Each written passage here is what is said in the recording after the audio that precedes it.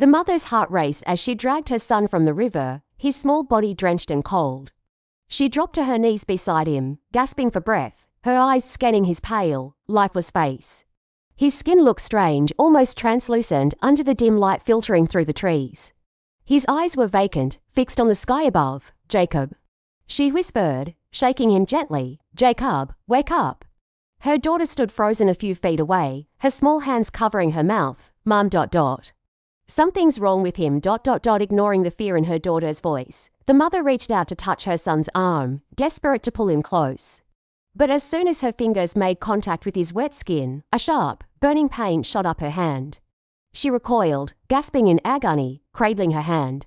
Red blisters began to rise on her palm, spreading like wildfire across her skin. "Jacob," she cried, her voice breaking. "What's happening?" The boy slowly turned his head toward her, his expression eerily calm, his lips parting ever so slightly as though trying to speak. But the words, if there were any, never came. Instead, a low, rumbling sound began to emanate from deep within him, a sound that sent a cold shiver down her spine. She stumbled back, clutching her hand, her eyes wide with terror. The boy's eyes, once bright and filled with life, were now black, impossibly dark, like twin voids staring straight into her soul. "Mom," the daughter whimpered, pulling on her mother's sleeve. "Is that Jacob?" "I don't know," the mother breathed, her voice barely audible, her mind racing. What had happened in that river? And where was her husband? Why hadn't he come up yet? Suddenly, the boy sat up, his movements slow and deliberate, as if he was trying to remember how to use his own body. His head tilted slightly to the side, and his gaze locked onto his mother's. "Mom," he said softly, his voice low and distorted. "Why did you leave me?" A cold sweat broke out across her skin. She didn't know what to say. This wasn't her son. It couldn't be.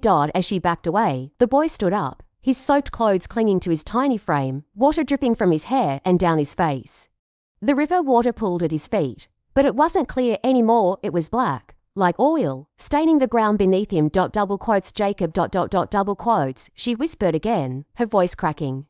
"What happened to you?" He took a step forward, and instinctively, she grabbed her daughter, pulling her back.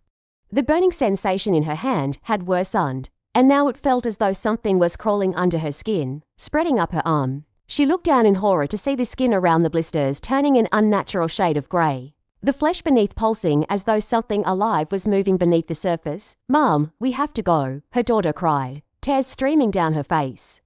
"Please." But before she could respond, a deep, rumbling sound echoed from the river. The ground shook, and the water began to churn violently.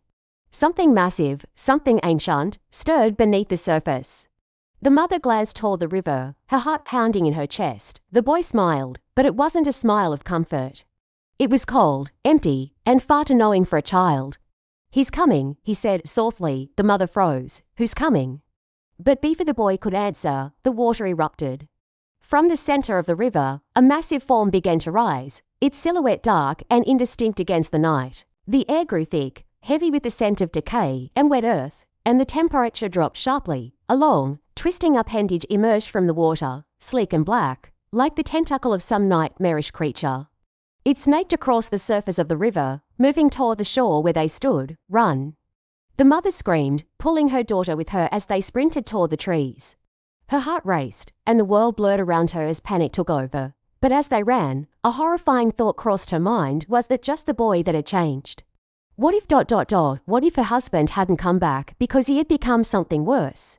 As the mother and daughter stumbled deeper into the forest, the twisted branches overhead seemed to close in, casting eerie shadows over the narrow path. The wind whipped through the trees, carrying faint whispers that echoed unervingly in the silence. The mother's heart pounded in her chest, the burning pain in her hand now spreading up her arm. She knew they couldn't stop, but every step felt like it was pulling them closer to something dark and unexplainable. Suddenly, a familiar voice rang out through the night. "Claire." It was her husband's voice. "Claire, where are you?" She skidded to a halt, gripping her daughter tightly. The voice was unmistakable. It was David. He was alive. Relief flooded her, but it was quickly replaced by dread. Something didn't feel right. "David." She called out, her voice trembling. "We're here. Where are you?" From the darkness ahead, her husband stepped into view. His clothes were soaked, hanging heavily on his frame, and his skin was pale, almost translucent, much like Jacob's had been. His eyes gleamed under the faint moonlight, but they lacked the warmth she had always known. There was something off about his posture.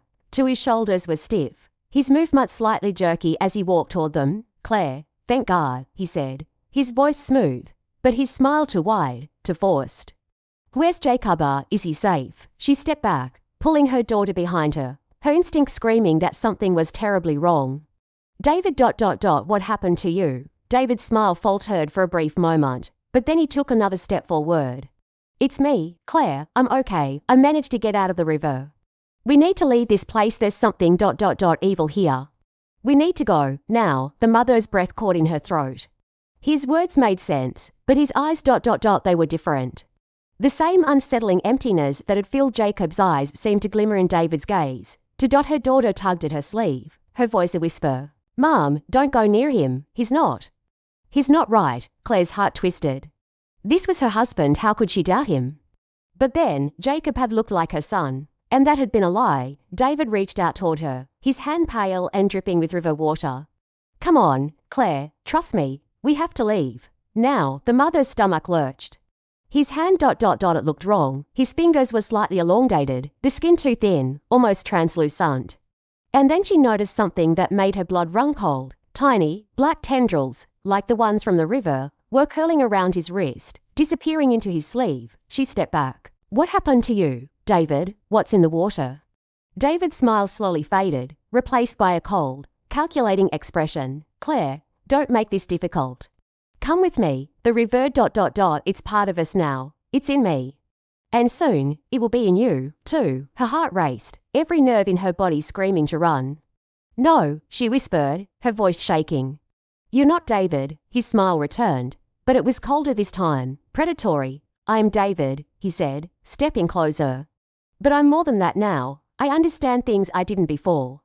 The river, it's ancient, Claire. It doesn't just take, it changes, it gives us power. Don't you want to join us?" She shook her head, tears welling up in her eyes. "No... no. This isn't you." He tilted his head slightly, his voice soft but menacing. "You don't have a choice." Suddenly, behind him, the black water from the river began to seep through the trees, slithering toward them like a living thing. The ground beneath their feet grew wet and slippery, the air thick with the smell of decay. David's voice grew darker, more forceful. "Come with me, Claire. We can be a family again, all of us." Together in the water, the mother's skin crawled. She tightened her grip on her daughter's hand, her mind racing. There was no way she was going with him, but running. How far could they go before the river found them? Her daughter's voice cut through the panic. "Mom, we have to go, now, twist time. Would you like Claire to find an unexpected ally in the forest, or should the mother and daughter attempt to escape, only to realize that something else is controlling the forest itself?"